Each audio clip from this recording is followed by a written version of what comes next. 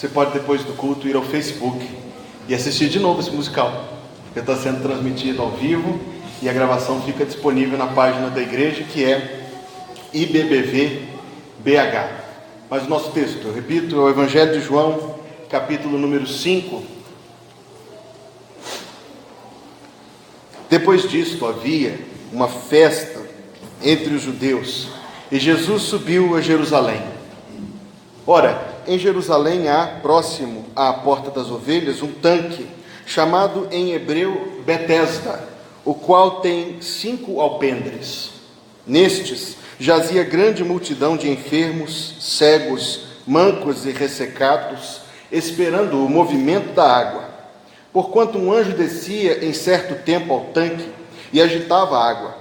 E o primeiro que ali descia, depois do movimento da água, sarava de qualquer enfermidade que tivesse. E estava ali um homem que havia 38 anos se achava enfermo. E Jesus, vendo este deitado e sabendo que estava neste estado havia muito tempo, disse-lhe: queres ficar são? O enfermo respondeu-lhe: Senhor, não tenho homem algum que, quando a água é agitada, me ponha no tanque, mas enquanto eu vou, desce outro antes de mim. Jesus disse-lhe: levanta-te, toma o teu leito e anda. Logo aquele homem ficou são e tomou o seu leito e andava, e aquele dia era sábado. Vamos orar de novo? Pai, tanto precisamos de Ti para entender a Tua palavra. Que o Senhor assim nos abençoe e que a graça do céu esteja sobre cada um de nós aqui reunidos esta noite, em nome do Senhor Jesus. Amém. Uma vez que nós começamos a comemorar o Natal, nós passamos a pensar, e é assim que devemos comemorar o Natal, nós passamos a pensar naquele que é a razão de termos esta data em nosso calendário, e certamente temos muito mais do que isso por causa dele. Nós passamos a pensar em Jesus Cristo, passamos a pensar em quem Ele é, passamos a pensar em suas obras, sempre pensamos, mas em especial nesta época do ano, elas tomam um destaque diante da nossa atenção, porque conhecê-lo nos ajuda a comemorar esta festa em toda a plenitude do seu significado, e nós passamos a meditar com muita profundidade, com muito enlevo, com muita inspiração e sinceridade em Cristo Jesus e nas coisas que Jesus Cristo faz. Então o pastor desta igreja decidiu trazer aos irmãos 7 pregações no mês de dezembro, antecipando a nossa comemoração do Natal, sobre os 7 milagres que Jesus fez. Claro que ele fez muito mais. Nos 4 evangelhos são quase 90 os milagres registrados, mas todos eles falam que houve muitos outros que não estão escritos, mas João escreveu 7, e este é o terceiro, um dos mais conhecidos de fato, em que Jesus vai a um lugar, e eu quero falar em primeiro lugar sobre este lugar. O costume dos romanos era levar às cidades onde seu domínio se estendia fontes de águas, balneários, banhos públicos, piscinas, tanques. De fato, algumas das construções que eles construíram há 2000 anos atrás são usadas até o dia de hoje. Os aquedutos, a encanação. Eles gostavam de água. Mas este lugar aqui era um lugar diferente de um balneário. Era diferente de um banho público onde as pessoas iam se higienizar de tempos em tempos. Este lugar era uma piscina de inválidos, onde ficava um grande número de pessoas, diferentes enfermidades, como o texto que nós lemos fala: enfermos, cegos, mancos, ressecados. E o texto ainda diz que era uma multidão, grande multidão. Para o religioso de Jerusalém, para o sacerdote do templo, para o escriba e para o fariseu, era um lugar imundo, aonde não poderia entrar. Resta claro que era um lugar feio ao nosso senso de belo, um lugar mal cheiroso, um lugar desagradável, um lugar onde para passar você tinha de passar a passos largos sobre pessoas doentes, deitadas por todo lugar. Um lugar, eu digo de novo, aonde o poder público não ia, um lugar aonde o pensador não ia, o lugar aonde o religioso não ia, o lugar aonde o sacerdote do templo não ia, mas é o lugar diante de nós esta noite onde Deus está, aonde Deus foi. E aqui está novamente diante de nós este retrato da forma como Deus age, pois que de fato quem chega ao coração humano é somente a mão poderosa do Senhor.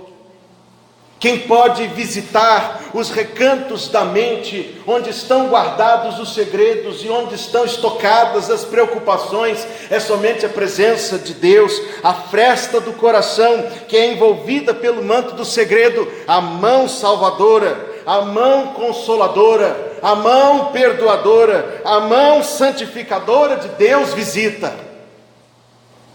Como não nos admirar que a pureza e que o poder e que a graça em nosso Senhor e Salvador Jesus Cristo tenha entrado num lugar como aquele, aonde talvez nós não entraríamos, e onde naquele tempo com certeza muita gente não entrava. Ali, naquele lugar, está o Salvador, cheio de graça, cheio de misericórdia, Deus eterno, feito humano, entrou naquele lugar. Esteja claro que o coração humano é ainda mais inóspito que aquele lugar. Esteja claro que o estado da nossa alma sem Jesus Cristo é de muito maior inconveniência, e então fica ressaltada diante de nós a graça salvadora de Deus quando nos visita, a graça salvadora de Deus quando vem ao mundo. E este é em primeiro lugar, meus queridos irmãos, minhas queridas irmãs, este é em primeiro lugar o sentido desta comemoração no fim do ano, para a qual nós decoramos a nossa casa e preparamos uma ceia para a nossa família, e a igreja empreende esforços.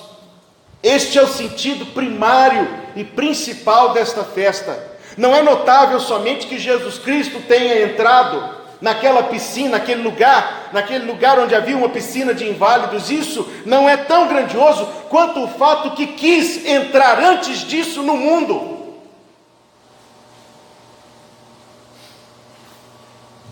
Se fazendo ele infinito, se fazendo pequeno, se fazendo pobre, se fazendo frágil. Se é grandioso que Cristo entre na piscina, no lugar onde havia a piscina dos inválidos, para visitar os enfermos, um lugar sujo e mal cheiroso, um lugar mal visto, se isso é notável esta noite diante de nós, é notável que Ele quis entrar no mundo. Você sabe, minha esposa está grávida. Todos os dias eu agradeço a Deus por aquela pequenininha lá, que eu vejo já dando suas mexidas. Mas ela vindo, traz para nós a preocupação de que ela venha com tudo do melhor que a gente puder lhe dar, com acompanhamento médico.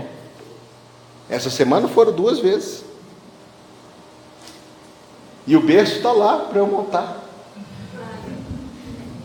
E quando eu entro no quarto dela, minha esposa fala: tem que pintar esse quarto. Eu falei: tem, calma, vai pintar, ela não nasceu ainda não.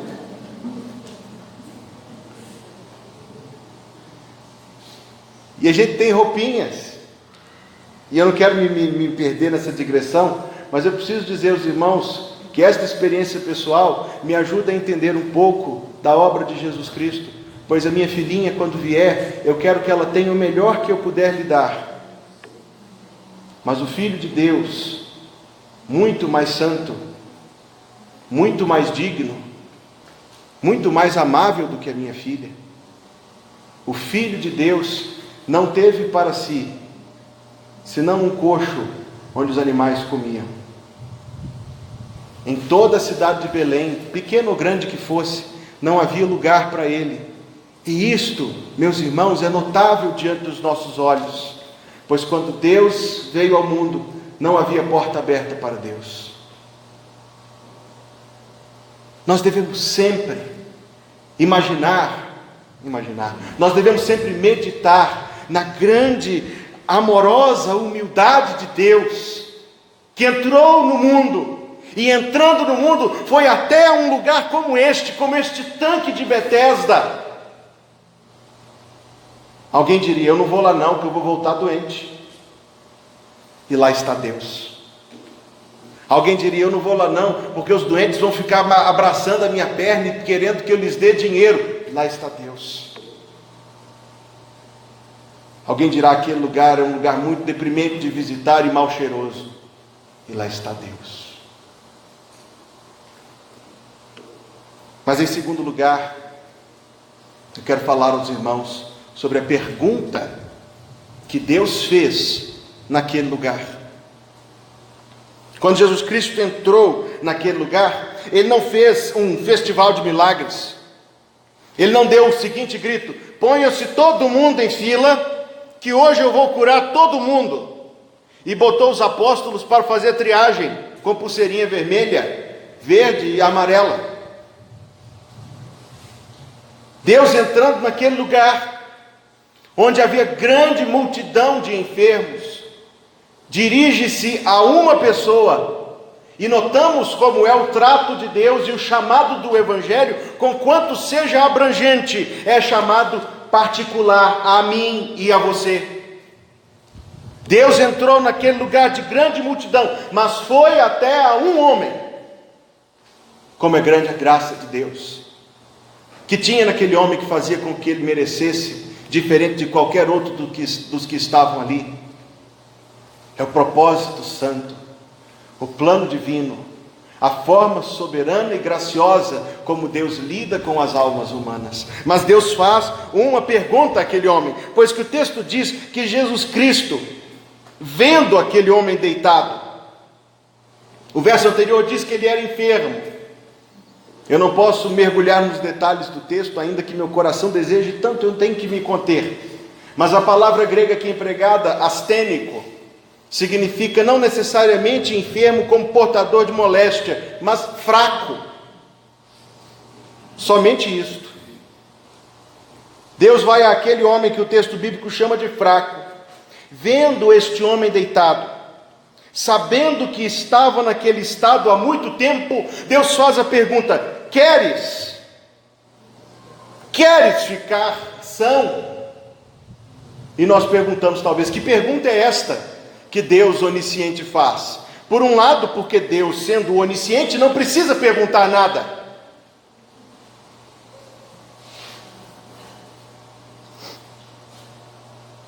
Por um lado, porque sendo Deus onisciente, Deus não precisa fazer perguntas. Mas por outro, porque nós pensaríamos que era óbvia. Se chega para uma pessoa enferma e pergunta: você quer melhorar? Talvez nós pensaríamos imediatamente que sim, mas é por isso que Deus pergunta. É por isso que o Santíssimo Salvador Jesus Cristo fez a pergunta: você quer ficar são? E eu direi aos irmãos por que ele fez a pergunta: porque a resposta era não.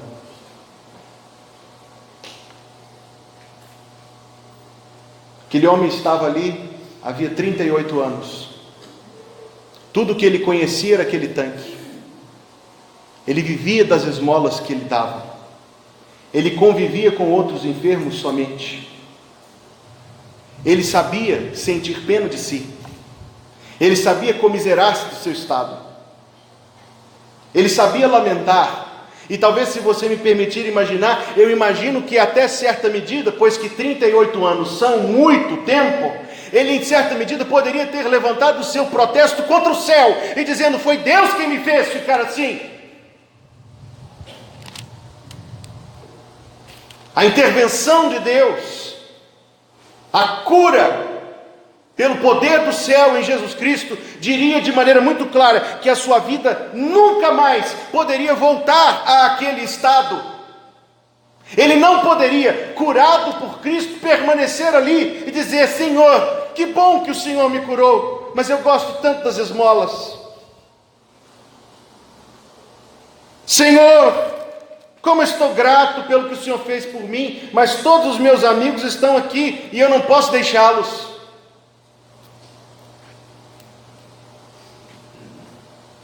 A cura significaria, de maneira muito simples, mudança total de vida. Deus perguntou: queres ficar são? Porque a resposta era não. E aqui nós temos emoldurada diante de nós a figura clara do comportamento do nosso coração.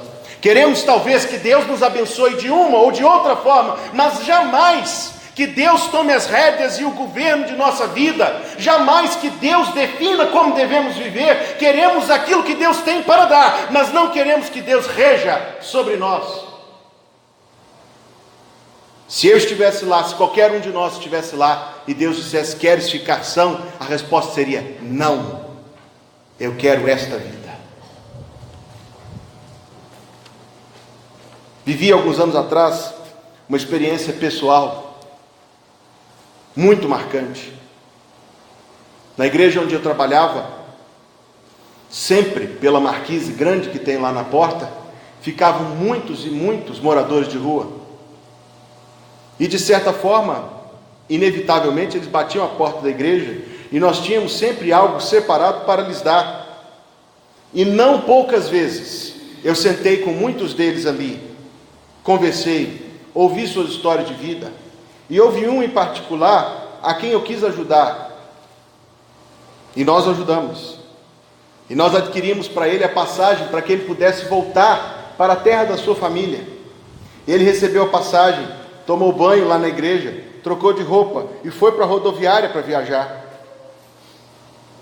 Mas menos de um mês depois, eu encontrei com ele novamente no centro da cidade.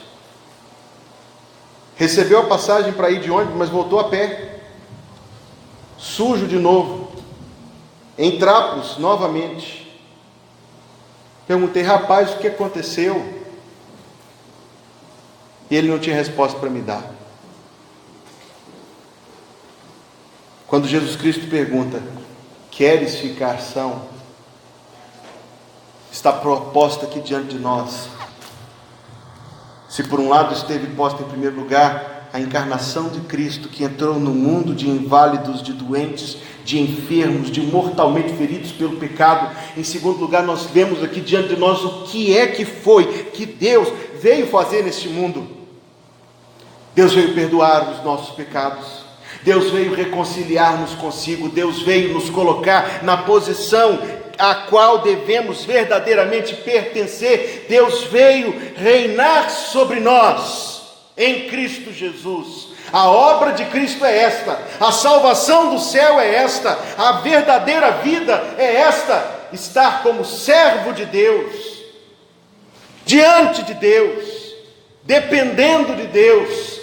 E esta é a verdadeira salvação completa, mudança de vida. Jesus perguntou ao homem: queres ficar são?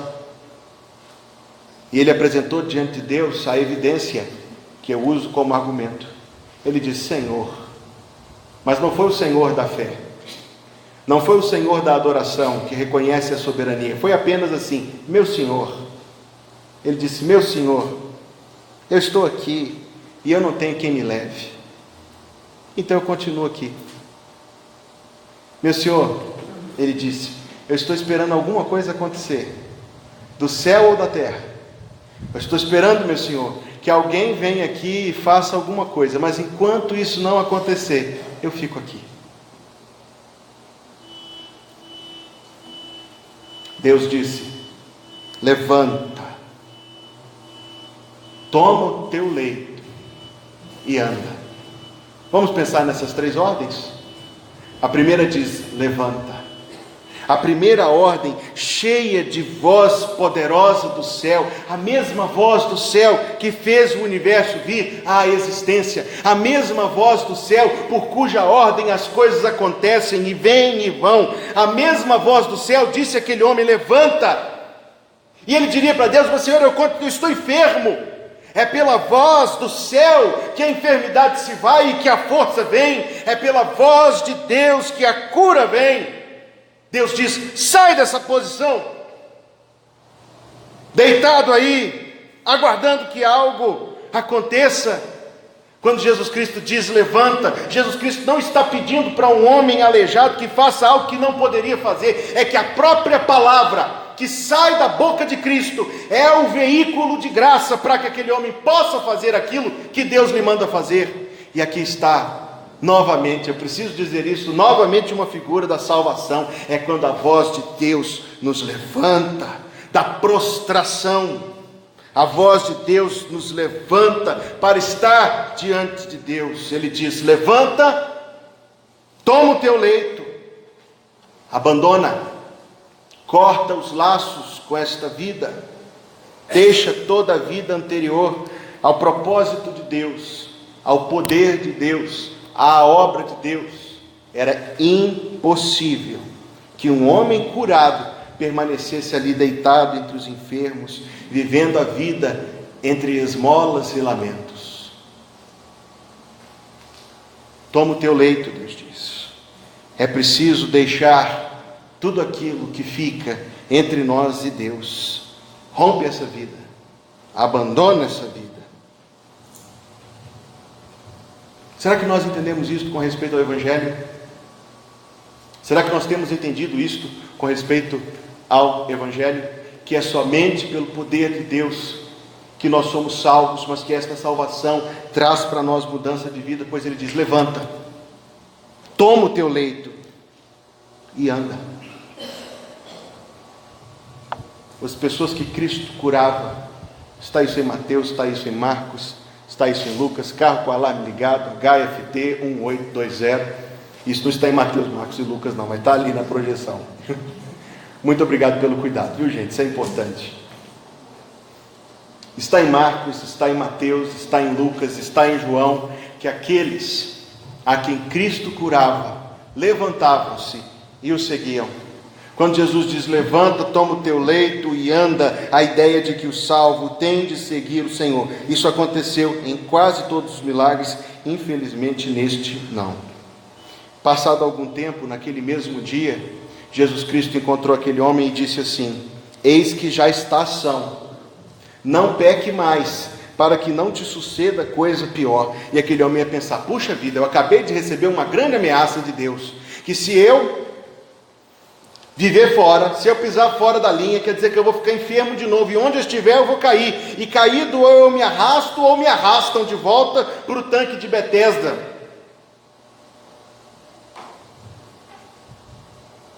Acredito eu que a Bíblia ensina que é melhor ficar 38 anos doente do que um dia longe do Senhor.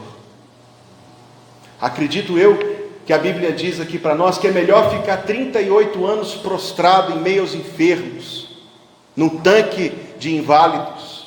É melhor isto, é muito melhor isto, do que viver com o coração endurecido contra Deus.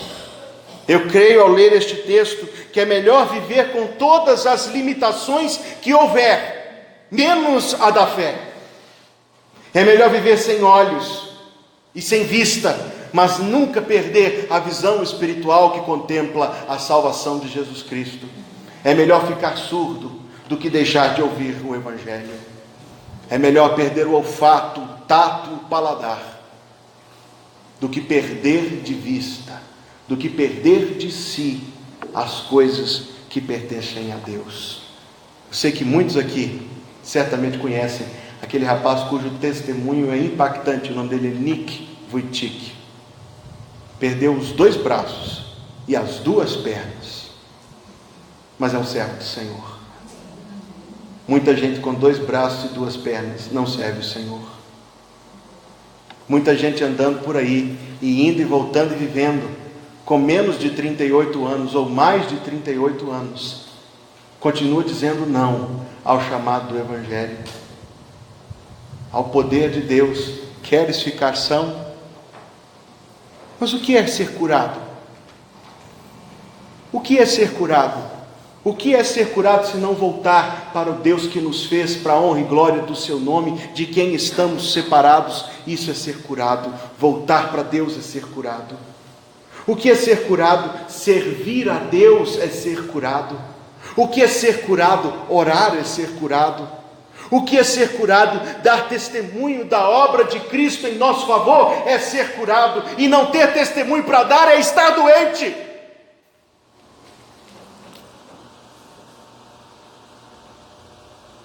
Então nós temos aqui diante de nós um retrato tão grande da obra de Deus, que entra no mundo de pecadores condenados, entra no mundo que não o recebe, veio para o que era seu, mas os seus não o receberam. Vem trazer para homens tais como nós uma salvação que muda por completo a nossa vida, pois nos cura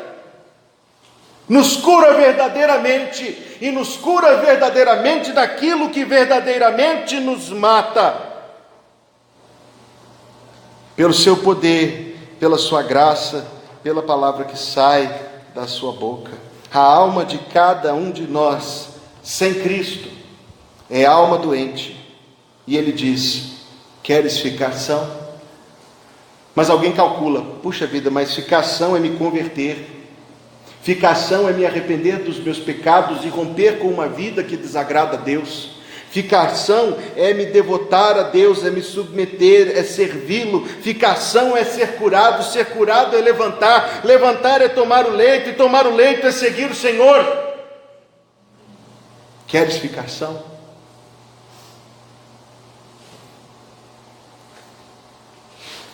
A mensagem que este milagre nos traz é esta: que todos nós precisamos também reconhecer a nossa enfermidade e o quanto precisamos que Deus, em sua grande misericórdia e em seu grande poder, visite nossa vida, perdoe os nossos pecados e nos coloque do jeito que a gente deve realmente ser.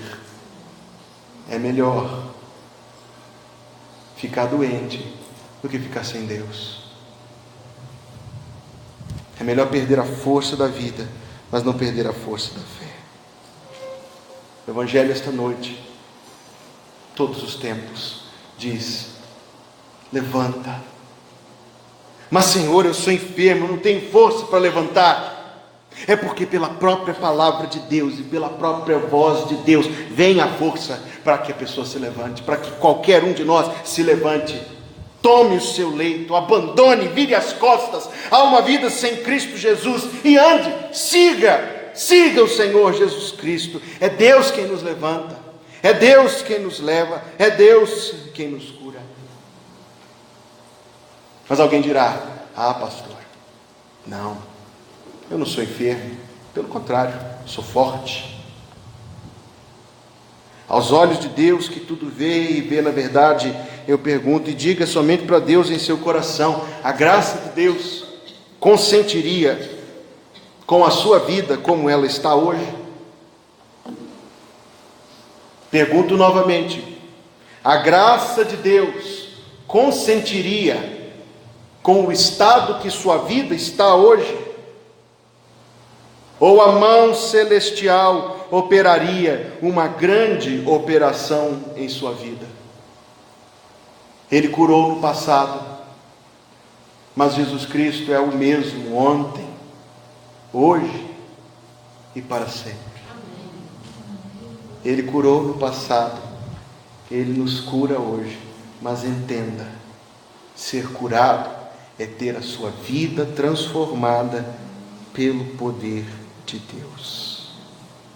Esta é a salvação, uma cura que cura de verdade, uma salvação que salva de verdade, que cura por dentro e por fora, que cura por completo, que nos coloca em vida diante de Deus e em vida para Deus.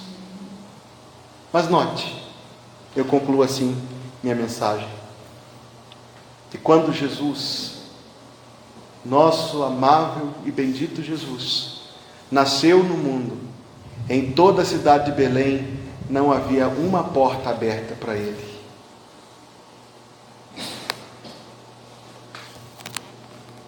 Nosso coração está aberto para Ele.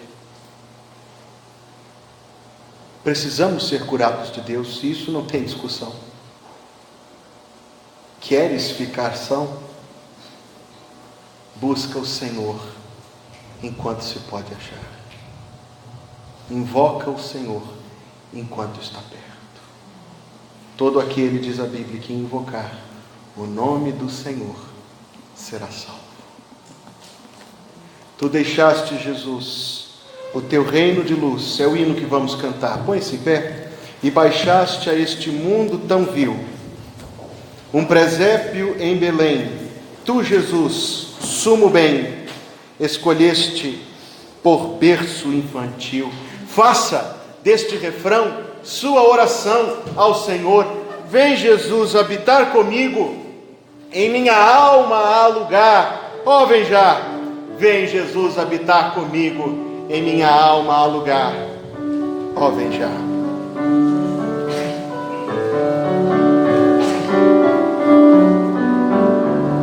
Tu deixaste, Jesus, o teu reino de luz e baixaste este mundo tão vil.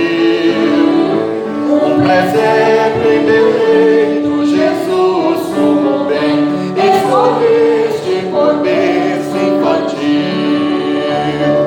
Vem, Jesus, habitar comigo, em minha alma lugar, ó, vem já.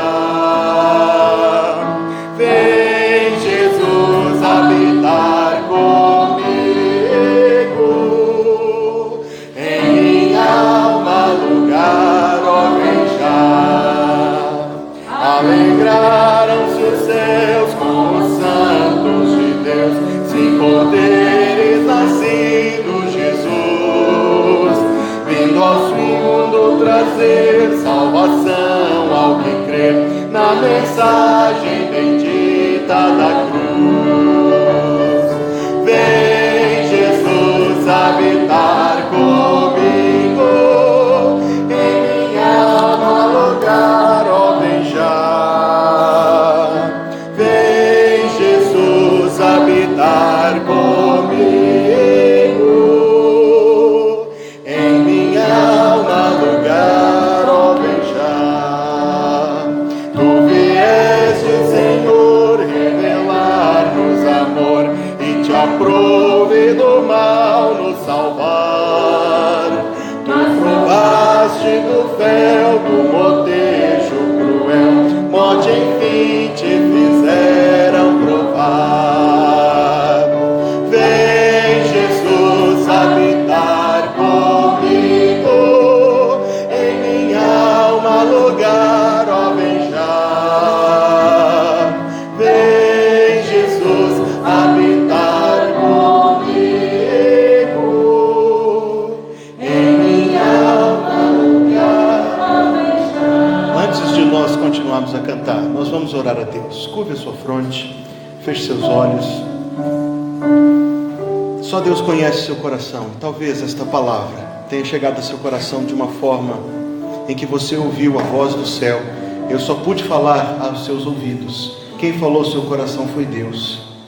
Você ouviu algo em que você precisa da cura do Senhor. Peça. Deus tem poder. Ele é o mesmo ontem, hoje e para sempre. Talvez você queira orar por alguém muito querido e que você gostaria de ver a salvação chegar a esta vida. Esta é a obra do céu. Ele nos salva e nos transforma. E nós vivemos para testemunhar do seu amor e da sua graça. Você tem um testemunho para dar?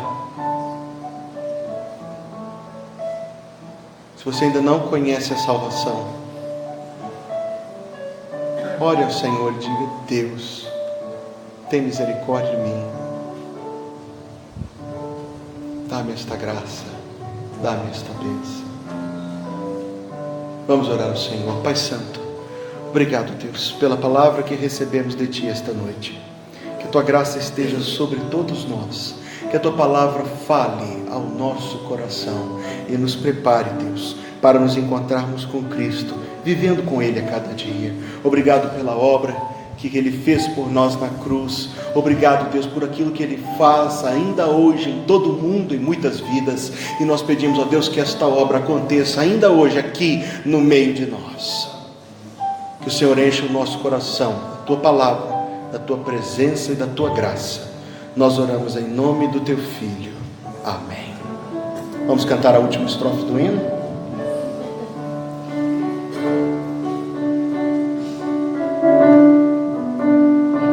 Outra vez tu virás e por mim chamarás, rodeado dos anjos de Deus. Que alegria pra